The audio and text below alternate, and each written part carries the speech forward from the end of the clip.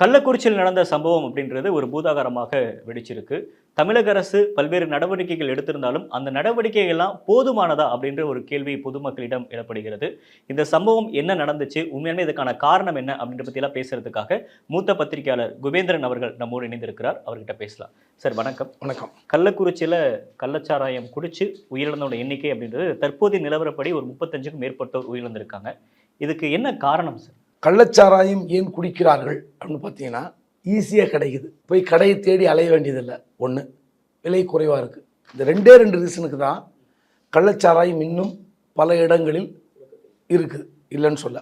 அதாவது இதை தடுக்க முடியுமா முடியாதுன்னு நிச்சயமாக தடுக்க முடியும். இதன் பின்னணியில் யார் இருக்கிறார்கள்? இதெல்லாம் பெரிய நீண்ட நெடிய விவாதம். வெறுமனே போலீஸு கை கட்டி வேலை பார்க்குறாங்க, மாமூல் வாங்கிட்டாங்க, எல்லாத்துக்கும் ஒட்டுமொத்தமாக போலீஸ் தான் காரணம் அப்படின்னு நம்ம குற்றம் சாட்டுவது ஏற்கவே முடியாது. இது போலீஸுக்கு ஆதரவான ஒரு ஸ்டேட்மெண்ட்டாக கூட எல்லாரும் பார்ப்பாங்க. என்னடா அப்படி சொல்கிறாரு? முழுக்க இதில் எல்லா கட்சிக்காரர்களுக்கும், அனைத்து அரசியல் கட்சிகளுக்கும் பங்கு இருக்குது. பட் இங்கே காவல்துறை மக்களே சொல்கிறாங்களே சார், கண்முதிரே மாமூல் வாங்கிட்டு அலோவ் பண்ணுறாங்க அப்படின்ற அந்த வாதம் அப்படின்றது ஒரு மேம்போக்கானதா? அதாவது இப்போது கள்ளக்குறிச்சியில் கருணாபுரம் என்ற பகுதியில் இந்த நடந்த சம்பவம் என்னென்னா, ஒரு டெத்து நடக்குது. இந்த டெத்துக்கு போனவங்க அந்த இடத்துல கல்யாணம் இருந்தாலும் ட்ரிங்க்ஸ் பண்ணுவாங்க, கருமாதி நடந்தாலும் ட்ரிங்க்ஸ் பண்ணுவாங்க. அந்த இடத்துல சப்ளை தேவைப்படுது இந்த ட்ரிங்க்ஸு. ஸோ என்ன பண்ணால் அங்கே பாக்கெட் சாராயம் கிடைக்குது. பாக்கெட் சாராயம் கிடைக்கும்போது அதில் ஷார்ட்டேஜ் வந்தோடனே கண்ணுக்குட்டி, கனகுடைய சன் கனகுக்குட்டி அவங்க தொடர்ச்சி அந்த பிஸ்னஸ் பண்ணுறாங்க. அண்ணன் தம்பியெல்லாம் இந்த கண்ணுக்குட்டி என்ற கோவிந்தராஜா பிஸ்னஸ் பண்ணுறாரு, கொண்டு விற்கிறார். அவர் ஏற்கனவே பல முறை இந்த விஷயமா 13 கேஸ் இருக்குது. கூண்டாஸில் 4-5 முறை போயிருக்கார். அவர் மெத்தனால் வாங்கி கலக்கி விற்கிறார். மெத்தனால் ரெக்டிஃபைட் ஸ்பிரிட்டை வாங்கி விற்கிறது ஒரு விஷயம், அதுவும் கள்ளச்சாராயம் கணக்கு தான் வரும். இன்னொன்று, அரசாங்கத்துக்கு எதிராக கள்ளச்சாராயம் காய்ச்சி சப்ளை பண்ணுறது. 2 விஷயங்கள் இருக்குது.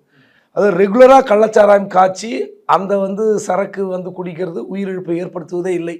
அதாவது கல்வராயன் மலையில் இன்றைக்கி நேற்று இல்லை, காலங்காலமாக கள்ளச்சாராயம் காய்ச்சப்படுகிறது. திமுக ஆட்சி மட்டுமில்லை, அதிமுக ஆட்சி காலத்தில் நடக்குது. அங்கே மட்டுமில்லை, இப்போ தென் மாவட்டத்தில் பல இடங்களில் கள்ளச்சாராயம் இல்லை, அங்கே கஞ்சாவாகி போச்சு. ஆனால் வட மாவட்டத்தில் இன்னும் கள்ளச்சாராயம் ஆறாக ஓடுகிறது. அதாவது கல்வராயன் மலை, திருவண்ணாமலை. கல்வராயன் மலை என்ன பார்டர்னா, நீங்கள் போலீஸ் செக் போஸ்ட் இருக்குது, ஃபாரஸ்ட் செக் போஸ்ட் இருக்குது. அந்த மலை மேலே காய்ச்சப்படுகிற சாராயம் கீழே 4-5 செக் போஸ்ட்டில் வரும். அந்த பக்கம் இறங்கினா சேலம், இந்த பக்கம் இறங்கினா திருவண்ணாமலை, இன்னொரு பக்கம் சங்கராபுரம், இன்னொரு பக்கம் திருக்கோயிலூர், கள்ளக்குறிச்சி, 5 இடமா இறங்கலாம். இந்த சங்கராபுரம் பகுதி தான் இதெல்லாம் ஒரு போலீஸ் ஸ்டேஷன்லாம் இருக்குது அங்கெல்லாம். ஆனால் நீங்கள் இந்த யார் காய்ச்சுறாங்க? மலையில் யார் காய்ச்சுவா? அங்கே இருக்க பழங்குடியினர், மலைவாழ் மக்கள் காய்ச்சுறாங்க. அவங்களுக்கு தேவையான மூலப்பொருள் ஃபுல்லாக கீழே தான் போகுது. கீழே டாடா எஸ்ல, ஆட்டோவில், ஆம்னி வேனில் எல்லாம் போகுது. வெள்ளம் போகுது, அதுக்கான என்னென்ன பொருளும் எல்லாம் போகுது. ஸோ இது எல்லாமே எல்லாருக்கும் தெரியும். அங்கே இருக்கிற அதே மாதிரி இந்த கல்வராயன் கதை, அதே மாதிரி ஜவ்வாது மலை, திருப்பத்தூர் மாவட்டம், அந்த பக்கம் திருவண்ணாமலை, இந்த பக்கம் திருப்பத்தூர். அதே மாதிரி வேலூர் மாவட்டத்தில் சாத்கர், பேரணமட்டு பக்கத்தில் சாத்கர். எனக்கெல்லாம் தெரிஞ்சு நான் சின்ன வயசில் சாத்கர் மலையில் நான் பலமுறை மலை ஏறி இருக்கிறேன். அங்கே போய் சமைச்சு சாப்பிட்ருக்குறோம். ஆனால் அப்போவே சாராயம் காய்ச்சுவாங்க. அங்கெல்லாம் ஒரு ஒரு 50 அடிக்கு ஒரு ஆள் இருப்பாங்க.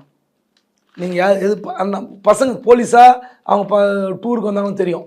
நம்ம இங்கெல்லாம் வரக்கூடாது, அந்த பக்கம் போயிருங்கம்மா. ஸோ இது இன்னைக்கு நேரத்தில் நான் சொல்கிறது 85, 86, 87 கிட்டத்தட்ட ஒரு 50 வருடமாகவே நடக்குது. கள்ளச்சாராயம் ஒழிக்கவே முடியாது. அதுக்கு காரணம் விலை குறைவு, காய்ச்சி விற்கிறது. இது ஒரு கும்பல் இருந்துகிட்டே இருக்குது. தகவல் கொடுத்தா அவனை போட்டு அடிப்பாங்க, போலீஸை காப்பாற்ற முடியாது. நான் சொன்னது பாலச்சந்திரன் சென்னையில் அடிஷ்னல் கமிஷனர் ரிட்டையர் ஆனார். ஏடிஜிபியாக இருந்து ரிட்டையர், இப்போ தனியார் நிறுவனத்தில் ஒர்க் பண்ணுறாரு. அவரெல்லாம் 80களில் வேலூர் மாவட்ட ப்ரொஹிபிஷன் வந்தவர். ஒரு ரைடு போய் ஊழல் அழித்து ரைடு பிடிச்சா அப்போவே ரிவார்டு சம்பளமே 400 300 தான் சம்பளம் அவங்களுக்குலாம். அந்த காலத்தில் அதிகபட்சம் 700 இருக்கும். ரிவார்டே தேவாரம் எஸ்பி 500 தருவாராம். ரிவார்டே ஒரு டிஎஸ்பி ஒரு கேஸ் பிடிச்சா அந்த இடத்துல இல்லை, ஒரு ரைடு அடித்து அதை ஊரலை அழித்து பேரலை உடைச்சி விட்டாக்கா 500 ரிவார்டு. அந்த அளவுக்கு இருந்த இதுதான் இப்போ டாஸ்மாக் வந்தது. ஆனால் இதுக்கப்புறம் டாஸ்மாக் வந்த பிறகு ஒழியுதா? ஸோ இந்த மாதிரி இடங்களில் இன்னும் சாராயம் காய்ச்சப்படுது. திருவள்ளூர்லாம் ஒரு காலத்தில் நான் தினமலர் பணியாற்றுகிற காலத்தில் எங்களை ரைடுக்கே கூட்டு போவோம். ராமூர்த்தின்னு ஒரு ஏடிஎஸ்பி இருந்தார், அவர் கூட்டு போயிருக்கார். தண்ணி தொட்டி மாதிரி கீழே வச்சு ஊரல் போட்டிருப்பாங்க, சிமெண்ட்லேயே கட்டி. அந்த மாதிரி பல இடங்களில் ஜெலட்டின் குச்சி வச்சு உடைப்பாங்க அந்த தொட்டியை. திருவள்ளூர், இந்த பக்கம் காஞ்சிபுரம் ஏரியா பக்கத்தில் சபர்பனில் படப்பை, இந்த மாதிரி இடத்துலலாம் பார்த்தீங்கன்னா சாராயம் அங்கே இங்கே நாதபடி ஓடும். இப்போ இந்த இடத்துல கல்வராயன் மலையில் காய்ச்சப்படுகிற சாராயம் கீழே வருது, விற்கிறார்கள். அடிக்கடிக்கு ரைடு போகிறாங்க, அடிக்கிறாங்க, உடைக்கிறாங்க, எல்லாம் பண்ணுறாங்க. ஷார்ட்டேஜ் வரும்போது இந்த மாதிரி டெத்து கல்யாணம் வரும்போது மெத்தனால் கம்பெனிலேருந்து மெத்தனால் வாங்கி, இல்லை ரெக்டிஃபைட் ஸ்பிரிட் ஆர்எஸ்ன்னு சொல்கிற அந்த வாங்கி தண்ணியில் கலந்து கொடுப்பாங்க. ஒரு லிட்டர் தண்ணிக்கு 100 லிட்டர் அந்த மாதிரிலாம் ஈக்குவேஷன் இருக்குது. போது எல்லா இடத்துலையும் கிடைக்குமா சார்? மெத்தனால் கிடைக்காது, எளிதாக கிடைக்காது. அதுதான் பிரச்சனை. மெத்தனால் என்பது தொழிற்சாலைகளுக்கு பயன்படுத்துகிற ஒரு வேதிப்பொருள். அந்த வேதிப்பொருள் எப்படி லூஸில் விற்கிறாங்க, அதுக்கு யார் காரணம்? பெயிண்ட் கம்பெனி, கெமிக்கல் கம்பெனி, தோல் கம்பெனி, இதுக்கெல்லாம் மெத்தனால் பயன்படும். ஸோ அந்த லூஸில் இப்போ 4-5 கண்டெய்னர் ஒரு கம்பெனி வாங்குறாங்க. ஒரு கெமிக்கல் நிறுவனத்துக்கு 4-5 கண்டெய்னர் வரும்போது அவங்களுக்கு 2-3 தேவைப்படும். மீதியை கூடுதல் விலைக்கு லூஸில் விற்பாங்க. அதை வாங்கி தான் இவங்க தயாரிக்கிறது. அப்போ அந்த லூஸில் விற்கிறதுக்கு யார் பொறுப்பு? அது எப்படி வெளியே போகுது? ஸோ நீங்கள் ரெக்டிஃபைட் ஸ்பிரிட் மெத்தனால் இந்த பயன்படுத்துவதையும் அந்த நிறுவனங்கள் எப்படி பயன்படுத்தின்னு போய் செக் பண்ணுறது. இப்போ போலீஸ் சஸ்பெண்ட் பண்ணிட்டீங்க, எஸ்பி சஸ்பெண்ட் பண்ணிட்டீங்க, இன்ஸ்பெக்டர் சஸ்பெண்ட் பண்ணிட்டீங்க, ரைடு கலெக்டர் ஐஏஎஸ் டிரான்ஸ்ஃபர் தான். ஒட்டுமொத்தமாக போலீஸ் தான் குற்றச்சாட்டு. சரி, இதை கண்காணிக்க வேண்டியது யார்? மெத்தனால் வாங்குறல, இந்த மெத்தனால் எவ்வளோ பயன்படுத்தினேன். நான் ஒரு கம்பெனி வச்சுருக்கேன், கெமிக்கல் கம்பெனி வச்சுருக்கேன், ஒரு தோல் சுற்றி எரிப்பு ஆலை வச்சுருக்கேன், எனக்கு தேவைப்படுது. அதில் நான் 2 லோடு வாங்கியிருக்கிறேன், 20,000 லிட்டர் வாங்கியிருக்கேன். அதில் எத்தனை பயன்படுத்தின, எத்தனை மீதி இருக்குது, அது கணக்கு பார்க்க வேண்டியது கலெக்டர், ப்ரொஹிபிஷன், ஆர்டிஓ, இவங்களாம் சஸ்பெண்ட் பண்ணிங்களா? மெத்தனால் எப்படி வந்தது? கள்ளக்குறிச்சிக்கு மெத்தனால் எப்படி வருது? யார் சப்ளை பண்ணா? எப்போது நீங்கள் போலீஸ் மட்டும் சஸ்பெண்ட் பண்ணது எப்படி நியாயமாக இருக்கும்? ஸோ போலீஸ் மட்டும் மாமூல் வாங்குறதில்ல, எல்லாரும் மாமூல் வாங்குற அரசியல் கட்சி. நான் சொல்கிறேனே, அந்த கள்ளக்குறிச்சி கல்வராயன் மலை சுற்றி இருக்கிற எல்லா தொகுதி எல்லாமே வருவாங்க.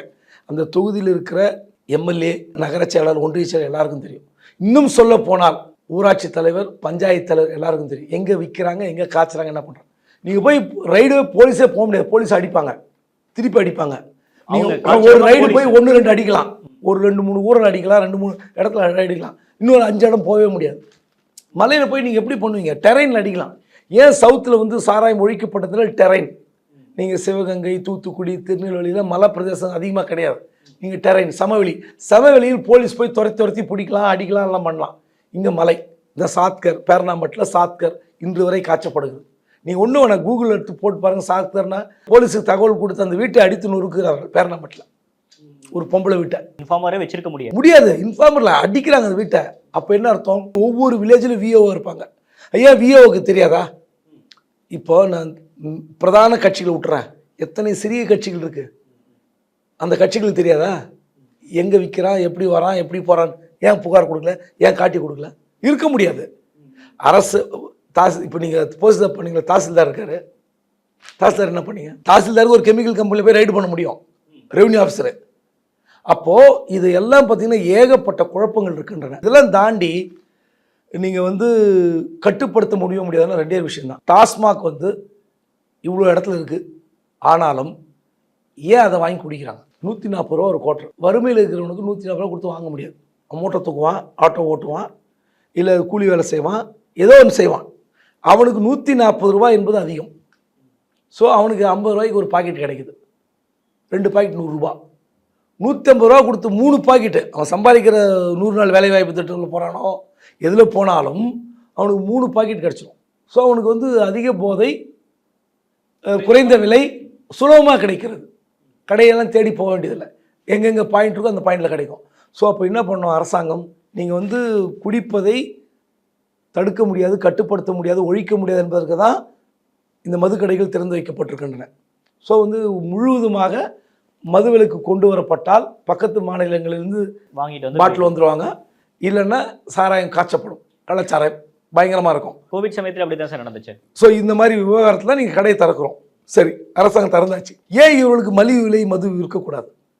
50 ரூபாயில். பட் அப்படி குறைச்சு விற்றா அப்படின்னா எல்லாரும் குடிப்பாங்கல்ல சார், அப்படி ஒரு இது வரும். இந்த டெத்து இப்போ 10 லட்ச ரூபா கொடுத்துருக்கீங்க, 36 பேருக்கு 10 லட்ச ரூபா, இன்னும் டெத்து போகும். அப்போ எத்தனை கோடி இழப்பு. இப்போ நீங்கள் குடிப்பதை தடுக்க முடியாது இல்லை கட்டுப்படுத்த முடியாதுன்னு கடையை திறந்து வச்சுக்கோங்க. ஒன்று அந்த வில்லேஜுக்கு ஃபுல்லாக ரைட் அடிங்க, தைரியமாக துணிச்சலாக போங்க, இதுதான் நேரம், ரைட் அடிங்க, காய்ச்ச வேண்டாம், அவங்கள வந்து நெறிமுறைப்படுத்துங்கள். அல்லது இல்லை நாங்கள் குடித்தாதான் நாங்கள் வேலைக்கு போக முடியும், மரம் வெட்ட முடியும் அப்படின்னா அங்கே டாஸ்மாக் கடை தரங்க, மலிவு விலை மது தரங்க. நீங்கள் 50 ரூபாய் 60 ரூபாய்க்கு மேலே விற்றீங்கன்னா இது மாதிரி தான் நடக்கும் டெத்து. ஸோ இப்போ அவங்களுக்கு கூடுதல் விலை கொடுத்து வாங்குவதற்கு அவன் தயாராக இல்லை. அந்த ஊரில் ரைடு அடிக்கிறீங்க, ஸோ அவனுக்கு ரெகுலராக காய்ச்சப்படுகிற சாராயமும் கையில் கிடைக்கல. ஸோ இந்த மாதிரி கெமிக்கல் பொருளை கலந்து கொடுக்கும்போது தின்னர்லாம் கலந்து குடிப்பாங்க, பல இடங்களில் தின்னர் கலந்து வைப்பாங்க. அதாவது இப்போ இன்னும் சொல்ல போனீங்கன்னா 3-4 தலைமுறைகளாக காய்ச்சிக்கிற குடும்பம் தரமாக காய்ச்சி கொடுப்பாங்க சார், அங்கே வாங்கிக்கலாம்னா கல்யாணத்துக்கும் கருமாதிக்கும் ஆர்டர் பண்ணுறவங்களாம் இருக்கான். ஊர் திருவிழாக்களுக்கு காய்ச்சி கொடுக்குற கும்பல் இன்னும் பல ஊரில் இருக்குது இந்த வட மாவட்டங்களில். ஸோ என்ன பண்ணணும், அரசாங்கம் 2 முடிவு எடுக்கணும். ஒன்று துணிச்சலாக சரி மக்கள் வந்து மதுவுக்கு அடிமையாகிறார்கள் அப்படின்னா அந்த சாராயம் காய்ச்சுவதையும் அந்த காய்ச்சப்படுகிற கும்பலை எல்லாருக்கும் தெரியும். அனைத்து கட்சி கூட்டம் கல்வராயன் மலை ஒட்டிய பகுதிகளில் கூட்டப்பட வேண்டும். அனைத்து கட்சி கூட்டம் கூட்டி அங்கே இருக்கிற பஞ்சாயத்து தலைவர், ஊராட்சி தலைவர், அங்கே இருக்கிற மற்ற கவுன்சிலர்கள் எல்லாரையும் கூப்பிட்டு வட்டச் செயலாளர், பகுதி செயலாளர், நகர ஒன்றிய எல்லாரையும் கூப்பிட்டு மீட்டிங் போட்டு எங்கள் பகுதிகளில் சாராயம் காய்ச்ச மாட்டோம், சாராயம் விற்க மாட்டோம் அப்படின்னு உறுதி வாங்கி அந்த இடத்துல ஒரு எக்ஸ்டென்சிவ் ஃபோர்ஸ் டீமு போட்டு மானிட்டர் பண்ணி 3 வருடம் 4 வருடம் தொடர்ச்சியாக இந்த ஒரு ஆப்ரேஷன் பண்ணால் தான் நடக்கும், இல்லைன்னா தடுக்கவே முடியாது. இது ஒரு ஸ்டெப்பில் நடக்கக்கூடிய விஷயம் கிடையாது, கிடையாது. அது 2001, 2, 3, 4 நீங்கள் திருவள்ளூரில் அதிமுக ஆட்சி, ஜெயலலிதா அவர்கள் ஆட்சி, டபுள் மர்டர் ஆயிடுது. சாராயத்தை விற்கிறத காட்டி கொடுத்தாங்கன்னு சொல்லி டபுள் மர்டர் ஆயிடுது. பயங்கரமான கலவரம், ஊரே சூறையாடைப்பட்டது. அந்த வில்லேஜுக்கு நாங்கள் போகிறோம், அங்கே வந்து ஒரு பெண் தான் வந்து புகார் கொடுத்தவர். அவங்க பார்த்தீங்கன்னா அந்த பாம்பு பிடிக்கிறாங்கல்ல, அவங்களுக்கு சங்கத்துக்கு அந்த அம்மா தலைவி. அந்த அம்மா பார்த்தீங்கன்னா முகமே கொஞ்சம் மாதிரி பாதிக்கப்பட்டிருக்கும், ஆசிட் ஊற்றுன மாதிரி இருக்கும். ஆனால் அது இயற்கையிலே அந்த அம்மாவுக்கு அந்த அம்மா தான் எங்களெல்லாம் கூட்டிகிட்டு போனாங்க. கூட்டிகிட்டு போய் இந்த இடத்துலாம் அந்த அப்புறம் பாதிக்கப்பட்ட அந்த குடும்பம் பாதிக்கப்பட்ட அந்த பெண்ணு பேட்டி எடுத்தோம். அவர் பார்த்தீங்கன்னா அந்த சாராயம் காய்ச்சல் கும்பலை பற்றி தகவல் கொடுத்தால் கொலை செய்யப்படுகிற அளவுக்கு நிலைமை மோசமாக இருந்தது. ஆனால் இப்போல்லாம் பரவாயில்ல, இப்போ போலீஸ் போகிறாங்க பிடிக்கிறாங்க. இன்னும் அந்த அளவுக்கு இருக்குது, அந்த அளவுக்கு பயம் இருக்குது. போலீஸ் கைகள் கட்டப்பட்டிருக்கின்றன, மாமூல் மட்டுமல்ல, மாமூலால் மட்டும் கைகள் கட்டப்படவில்லை, அரசியல்வாதிகள் கைகள் கட்டப்பட்டிருக்கின்றன. இதுதான் பிரச்சனை. நீங்கள் போலீஸ் 1000 குறை சொல்லலாம், போலீஸ் தான் எல்லாத்துக்கும் காரணம், போலீஸ் தான் ரோந்து போகிறாங்க, போலீஸ் தான் பொறுப்புன்னு. சரி, மெத்தனால் பொருள் விற்பதற்கு யார் காரணம்? அப்போ அதெல்லாம் போய் யார் தணிக்கை செய்வது? யார் வெரிஃபை பண்ணி நீ எவ்வளோ செலவு பண்ணீங்க, உங்களுக்கு நிறுவன பயன்பாடுக்கு மீதம் இருக்கிற அந்த ஸ்டாக் லிஸ்ட்டை காட்டுங்க, நாங்கள் அளப்போம். எத்தனை கம்பெனி இருக்குது மெத்தனால் வாங்குகிற கம்பெனி? இன்னும் சொல்லப்போனால் ஆந்திரா வழியாக பெங்களூர் வழியாக மெத்தனால் பொருள் கேனில் லாரி நிறுவனங்கள் பல உண்டு.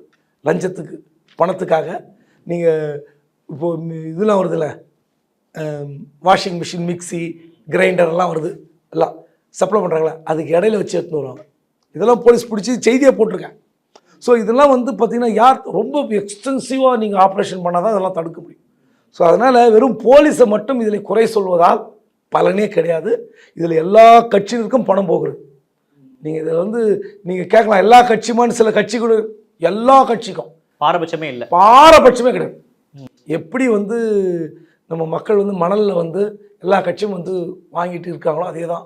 இது பெரிய கட்சிகள் மட்டும் சொல்கிறீங்களா சார், இல்லை சின்ன சின்ன கட்சிகள்? எல்லா கட்சியும். நீங்கள் போலீஸ் போய் ஒரு வீட்டில் போய் ரைடு பண்ணாங்கன்னா போலீஸ் மேலே வேறு புகார் வரும், பெண்ணை கற்பழித்து விட்டான்னு புகார் கொடுப்பாங்க, கைப்பிடிச்சு இழுத்துட்டாங்க, எல்லா புகாரும் வந்துடும். அதனால போலீஸ் பிரச்சனையே தான். நீங்கள் நான் போலீஸ் வந்து வக்காலத்து வாங்கலை, நியாயப்படுத்தலை, மாமூல் வாங்குறாங்க, அவங்களுக்கு தெரியாமல் விற்க முடியாது, அதெல்லாம் உண்மை. ஆனால் ஒரு லாரியை பிடித்தால், ஒரு டாடா ஏஸை பிடிச்சா, ஒரு ஆட்டோவை பிடிச்சா அந்த வண்டியை விடுங்கன்னு சொல்கிறது யார்? ஏதோ ஒரு ஃபோன் கால் வரும்ல, யார்? அந்த அரசியல்வாதிகள். எல்லாருக்கும் தெரியும். அதாவது நீக்கமர நிறைந்திருக்கிறார்கள். இதில் வந்து அனைத்து கட்சியும் அடக்கும்.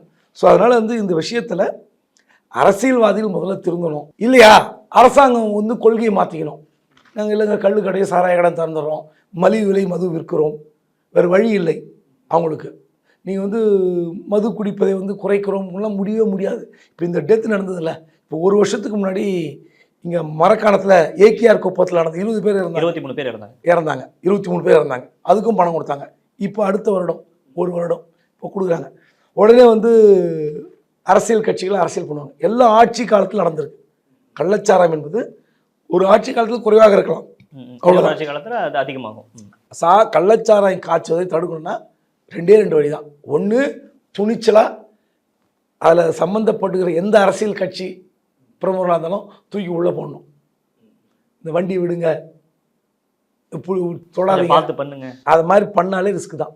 ஸோ இப்போ நீங்கள் இதில் பார்த்தீங்கன்னா 2015 நாகப்பட்டினம் தலைஞாயிறு ஊரில் 4 பேர் செத்துருக்காங்க. 2017 தருமபுரி ஏரியூர் அதில் 4 பேர் செத்துருக்காங்க. குடவாசலில் ஒருத்தர் செத்துருக்காரு 2018. ஸோ இப்படிலாம் எல்லா ஆட்சி காலத்தும் இருக்குது. ஆனால் டெத் ரேட் கம்மியாக இருக்கலாம். கள்ளச்சாராயம் இருக்குது அப்படின்னா ரெகுலராக காய்ச்சி விற்றா அவன் இறப்பதில்லை. இல்லை, அது என்ன சார் வித்தியாசம்? ரெகுலராக காய்ச்சி விற்கிறதுக்கும் ஒரு திடீர்னு ஒரு டிமாண்ட் வரப்போ காய்ச்சி விற்கிறதுக்கு என்ன? காய்ச்சி விற்கிறது வேற, காய்ச்சி விற்கிறது கள்ளச்சாராயம் அதுவும். ஆனால் அங்கே வந்து இந்த மாதிரி கலப்பட பொருள் செய்ய மாட்டாங்க. அதுக்கு வந்து இயற்கையாக எப்படிலாம் போட்டு தயாரித்து ஃபில்டர் பண்ணி கொடுக்குறது அது. இது அப்படி இல்லை. மெத்தனால், ரெக்டிஃபைட் ஸ்பிரிட், இல்லை ஆர்எஸ் பவுடர், தின்னர் இதெல்லாம் வாங்கி மிக்ஸ் பண்ணி கொடுக்குறது போதை ஏறுறதுக்காக. அது கண் போயிடும், இல்லைன்னா வேறு ஏதாவது உடல் உறுப்புகள் பாதிக்கும். இது வந்து உயிரும் போயிடும். இந்த கலப்பட சாராயம் வேற, கள்ளச்சாராயம் வேற. ஆமாம், கள்ளச்சாராயம் என்பது காய்ச்சுவது. அது காய்ச்சினா வந்து உயிரிழப்பு கிடையாது. இந்த கலப்படம் ஒன்று, இந்த மாதிரி பொருள் கெமிக்கல் பொருளை வாங்கி தண்ணீரில் கலந்து கொடுப்பதால் வருகிற விவகாரம் தான் இது. ஸோ இப்போ எதுவுமே கூடாதுன்னா நீங்கள் அரசாங்கம் தான் முடிவு எடுக்கணும். இந்த விவகாரம் அப்படின்றது திமுக கவர்மெண்ட்டுக்கு ஒரு மிகப்பெரிய சிக்கலாக மாறுமா? ஒரு பெரிய கரும்புள்ளியாக இருக்க வாய்ப்பு இருக்கா? கண்டிப்பாக நெருக்கடி இருக்குது, இல்லைன்னு சொல்லலை. உங்களுக்கு எத்தனை கள்ளச்சாராய சம்பவம் ஞாபகம் இருக்குது? புதிய சமீபத்தில் கடந்த வருடம் நடந்த மரக்காணம் சம்பவம் அது மட்டும் தான் ஞாபகம் இருக்குது. சரி, ஏன்னா அது டெத் ரேட் அதிகம், அதனால. ஆமாம், அப்படி பார்த்தீங்கன்னா இந்திய அளவில் எல்லா இடத்துலையும் எல்லா ஊர்லேயும் இருக்குது. நான் புள்ளியூர் சொன்ன தப்பாக நினைப்பாங்க, உடனே வந்து தமிழ்நாட்டிலேருந்து வேறு ஸ்டேட்டுக்கு போயிட்டாருன்னு. சமீபத்தில் பீகாரில் கூட 70 பேர் இருந்தாங்க. 70 சார்? ஆமாம், பீகாரில் 2022 பீகார் டிசம்பர் 70 பேர் இருந்தாங்க பீகாரில். ஒரே பகுதி பீகார். குஜராத்தில் ஜூலை 22 42 பேர். பஞ்சாப் ஆகஸ்ட் 2020 112 பேர். உத்தரப்பிரதேசம் பிப்ரவரி 2019 97 பேர். அசாம் 2019 பிப்ரவரி 110 பேர். திரும்ப குஜராத் 2018 26 பேர். மகாராஷ்டிரா ஹையஸ்ட் பாருங்க, 2015 106 பேர். அதை விட ஹையஸ்ட்டு குஜராத்தில் ஜூலை 2009 136 பேர். கர்நாடகாவில் மே 2008 180 பேர். ஸோ எல்லா ஊரில் நடந்துருக்கு போயிருந்தாங்க. அதான் சொன்னேன், இந்த கலவரம்லாம் மாறும். ஆனால் மக்கள் நன்றாக இருக்க வேண்டும் என்று அரசாங்கம் முடிவெடுத்தால் 2 விஷயம்தான். ஒன்று, நீங்கள் ஆராயணும். நீங்கள் இதில் வந்து வெறும் உள்துறை செயலாளர் வரைக்கும் இருக்குது. இந்த ப்ரொஹிபிஷன் எக்ஸைஸ் டிபார்ட்மெண்ட், மாவட்ட கலெக்டர் பொறுப்பில் இருக்குது சில விஷயங்கள், இந்த ஃபேக்ட்ரி இதெல்லாம். ஸோ அதனால் இது தொடர்ச்சியாக இது செய்கிற வேலை இருக்குல்ல அரசாங்கம், அது ஒன்று பண்ணணும். இந்த மெத்தனால், ஆர்எஸ் இதெல்லாம் வந்து வெளியே வராமல் தடுப்பதற்கு.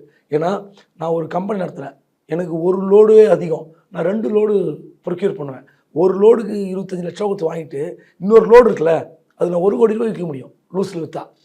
அப்போது உங்களுக்கு தேவைக்கு அதிகமாக வாங்குகிற மெத்தனால், ஆர்எஸ் எப்படி பயன்படுத்தப்படும்? இப்படி தான் லூஸில் விற்கிறாங்க. சின்ன சின்ன பொருளுக்கு லூஸில் வாங்கிட்டு போவாங்க. நான் கம்பெனி லாபத்தோட அதை விற்கிற லாபம் அதிகமாக இருக்குது. அதனால் ஸோ இது ஏகப்பட்ட சிக்கல்கள் நிறைந்த துறை.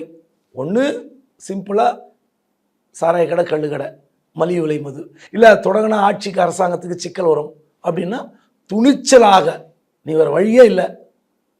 நீங்கள் சமீபத்தில் ஒரு செந்தில் பாலாஜிக்கு சிறைக்கு சென்ற பிறகு அந்த துறை வந்து அமைச்சர் முத்துசாமி கிட்ட வந்தது. அமைச்சர் முத்துசாமி என்ன சொன்னார் தெரியுங்களா? அவரெல்லாம் பரிகாசம் பண்ணாங்க, எல்லாரும் கேலி பண்ணிக்கிறவங்கள தப்புன்னு சொல்லாதீங்க. ஆமாம், வந்து கால்வாய் சுத்தம் செய்பவர்கள், செப்டிக் டேங்க் சுத்தம் செய்பவர்கள், சாக்கடையில் இறங்குபவர்கள், குப்பை அள்ளுபவர்கள், அவருக்கு வந்து குடித்தாதான் அந்த வேலையை செய்ய முடியும். அந்த நாற்றத்தில் அவர்கள் வந்து அந்த துர்நாற்றத்தை சகித்து கொள்வதற்காக குடிக்கிறார்கள். அதனால் கேலி பண்ணாதீங்கன்னாங்க. ஸோ யோசித்து பாருங்கள், அவங்க 24 மணி நேரத்தில் ஒரு 10 மணி நேரம் அந்த குப்பை கூலங்களோடு, அழுக்குகளோடு, மலம் எல்லாம் கலந்த குப்பைகளை அள்ள வேண்டும், இதெல்லாம் பண்ணுறான். அவனுக்கு அந்த அந்த ஒரு தன்மை வரணும்ல. இப்போ நீங்கள் சாக்கடையில் இறங்கி அது மாதிரி செய்யக்கூடாதுன்னு எத்தனையோ உத்தரவு இருக்குது க்ளீன் பண்ணுறதுல. மிஷின்லாம் வந்துடுச்சு. ஆனால் மிஷின் இல்லாமல் எத்தனை பேர் இறங்கி விஷவாயு தாக்கி இறக்குறான். ஸோ இப்போ அவன்லாம் வந்து ட்ரிங்க் பண்ணாமல் இறங்கவே முடியாது. இப்போ போதை பாக்கு போட்டுக்கிட்டு வாயில் அடைச்சிக்கிட்டு இறங்குறான். இந்த மது குடிக்க முடியாதான் அது அடைச்சி போய் செத்து போனலாம் இருக்கான். அந்த போதை பாக்கு போய் தொண்டையில் அடைச்சிக்குவான். தண்ணியும் உள்ளே குடிக்கக்கூடாது. அந்த போதை பாக்கும் அவனுக்கு அடைக்க வச்சுருப்பான். அவன் தண்ணிக்குள்ளே இறங்குவான். ஸோ இதெல்லாம் நெருக்கடியான விஷயங்கள். அப்போது அவர் அமைச்சர் முத்துசாமி சொன்னது இதுதான். நீங்கள் குடிக்கிறவங்களை வந்து தப்பு சொல்லாதீங்கன்னு சொன்ன வார்த்தை என்னென்னா, அவர்களுக்காக செய்ய முடியுமான்னு யோசிக்கிற அரசாங்கம், அவர்களுக்காக பரிந்து பேசுகிற அரசாங்கம், மலிவு விலையில் மது விற்பது தான் இந்த பிரச்சனைக்கு தீர்வாக இருக்க முடியும். ஏன்னா நீ முடியாது. ஏன்னா தெருக்கு 4 பாரு, தெருக்கு 4 பப்பு எல்லாம் வந்தாச்சு. அதாவது குடிக்க அடிமையாகிறவர்களை பணம் இருக்கவங்க அதை நோக்கி போகிறாங்க, பணம் இல்லாதவங்க இதை நோக்கி வராங்க. அப்படி இருக்கும்போது ஒன்று அந்த கள்ளச்சாராயம் இல்லைன்னா இந்த கெமிக்கல் பொருளை கலந்து விற்கிற விஷயத்தை முற்றிலும் ஒழிக்கணும். இல்லைன்னா வருஷத்துக்கு ஒரு முறை இப்படி வரும், அரசாங்கத்துக்கு கெட்ட பேர். இப்போ தேவையில்லாமல் ரைட்ரு, எஸ்ஐ, இன்ஸ்பெக்டரு, எஸ்பி வரைக்கும் பண்ணிட்டீங்க. அவர்கள் மட்டுமா பொறுப்பா? இப்போ அவர்கள் மட்டும்தான் அவங்களாம் கேட்பாங்களே, நாங்கள் மட்டும்தான் பொறுப்பா? எல்லா இடத்துலையும் இது தவறு நடக்குது இல்லை. அதை விட கடுமையான குற்றச்சாட்டு அரசியல்வாதிகள். மக்களுக்காக போராடுகிற அரசியல்வாதிகளுக்கு இது தெரியாமல் நடக்கவே நடக்காது. காப்பாற்றுகளும் அவங்க தான், பிரச்சனை போய் தலையை கொடுத்து மாட்டிட்டு தவிக்கிறவங்களும் அவங்க தான். நீங்கள் பேட்டி ஆரம்பத்திலே சொன்னீங்க, இதில் எதிர்க்கட்சிகள் அரசியல் செய்ய தான் செய்வாங்க அப்படின்ட்டு. அவங்க கூட ஒரு கோரிக்கையும் வைக்கிறாங்க, இதுக்கு காரணமாக இருக்கக்கூடிய அமைச்சர் வந்து ராஜினாமா செய்யணும் அப்படின்னு சொல்லிட்டு. இதுக்கு உங்களுடைய பதில் என்ன சார்? அமைச்சர் ராஜினாமா செய்வது என்பது தார்மீக முறையில் கேட்கிற கட்சிகள் உண்டு, அதை செய்கிற அரசியல் தலைவர்களும் உண்டு. ஆனால் அப்படி பார்த்தீங்கன்னா ஒவ்வொரு விஷயத்திலும் ராஜினாமா பண்ணோம். ஒரு லாண்ட் ஆர்டர் இஷ்யூ வரும், அந்த அமைச்சர் தோணும். இல்லை ஒரு ரேஷன் கடையில் ஒரு சின்ன பிரச்சனை, உடனே கூட்டுறவுத்துறை அமைச்சர் ரிசைன் பண்ணணும். இல்லை ஏதோ ஒரு கட்டுமானத்துறையில் ரோட்டில் ஏதோ ஒரு சின்ன பள்ளம் வரும், அதுக்கு வந்து உடனே அதுக்கெல்லாம் நீங்கள் ஒவ்வொருத்தர் ராஜினாமா அரசாங்கமே இருக்காது. தப்புகளை சரி செய்யணும். நீங்கள் தப்பு வராமல் பார்த்துக்கணும். ஃபஸ்ட்டு தப்பு வராமல் பார்த்துக்கணும். அதுக்கு வந்து அதிகாரிகளை நீங்கள் வேலை வாங்க பழக வேண்டும். அதிகாரிகள், அமைச்சர்கள், தலைமை அதிகாரிகள், அப்புறம் கீழே வேலை பார்க்குறவங்களாம் இருக்காங்களே, அந்த அதிகாரிகள் அதான வேலை. கோயம்புத்தூரில் ஒரு சாக்கடை மூடி வந்து திறந்து கிடக்குது, ஒரு பெண் விழுந்துடுறாங்க, உடனே எடுத்து போட்டாங்க, அபராதம், அந்த ஒப்பந்ததாரருக்கு அபராதம் போட்டாங்க. ஸோ இந்த மாதிரி விஷயங்கள் உடனே மீடியா கண்ணுக்கு வருகிறது, உடனே அபராதம் போடுறாங்க. இந்த மாதிரி எந்த இடத்துல ரோடு போட்டிங்க, 1 வருஷத்துக்குள்ளே ரோடு டேமேஜ் ஆச்சு, அப்போ எத்தனை வருஷம் கேரண்டி? அது போட்டு 3 மாதத்தில் ரோடு காலியாகுது. அப்போ அதுக்கெல்லாம் யார் பொறுப்பு? அந்த ஒப்பந்ததாரை கூப்பிட்டு ஃபைன் போடுங்க. இந்த மாதிரி விஷயங்கள் தான் நீங்கள் மேம்படுத்த முடியும். அதுக்காக அமைச்சர்கள் ராஜினாமா, அதிகாரிகள் ராஜினாமா, சஸ்பெண்ட் இதெல்லாம் முடியவே முடியாது. நான் ஓப்பனாக கேட்குறேன், அந்த ஊர் மக்கள்கிட்ட பேட்டி எடுங்க. விற்றவரையும் தெரியும், குடிச்சவரையும் தெரியும், எப்படி வருதுன்னு தெரியும். இதை போய் இவங்க போனால் போலீஸ் ஸ்டேஷன் முற்றுகிட்டு வர. உண்மையிலே சொல்கிறேன், நீங்கள் போய் ஒரு திருட்டு வழக்குக்கோ அல்லது ஒரு இது மாதிரி கள்ளச்சாராய விஷயத்துக்கோ பிடிச்சிட்டு வந்தால் உடனே யார் வருவாங்க தெரியுமா? பெண்களை முன்னிறுத்து போராட்டம் நடத்துவாங்க. அது ஒரு ஸ்ட்ராட்டஜியாகவே யூஸ் பண்ணுவாங்க. ஆண்களை பிடித்து விட்டால் பெண்கள். ஏங்க அதுக்கு தாங்க போலீஸை ஓப்பனாக சொல்கிறாங்களே, நாங்கள் போய் வீடு பூந்து ஒரு ரைடு பண்ண முடியாது, லேடிஸ் இருப்பாங்க, உடனே வேறு புகார் வரும் எங்கள் மேலே, யார் எங்களை காப்பாற்றுவாங்க? இந்த சிக்கலாக இருக்கிறது. அதனால் அரசாங்கம் எடுக்க வேண்டிய முடிவு தான், முழுவதுமாக கள்ளச்சாராயம் ஒழிக்கப்பட வேண்டும் அல்லது மலிவு விலை மது வர வேண்டும். 2 தான். கள்ளச்சாராயம் விவகாரத்தில் இது பின்னாடி இருக்கக்கூடிய அரசியல் என்ன, இது எப்படி நடக்குதுன்னு ஆரம்பத்திலிருந்து பேசுனீங்க. வாய்ப்புக்கு நன்றி சார். தேங்க்யூ. நன்றி.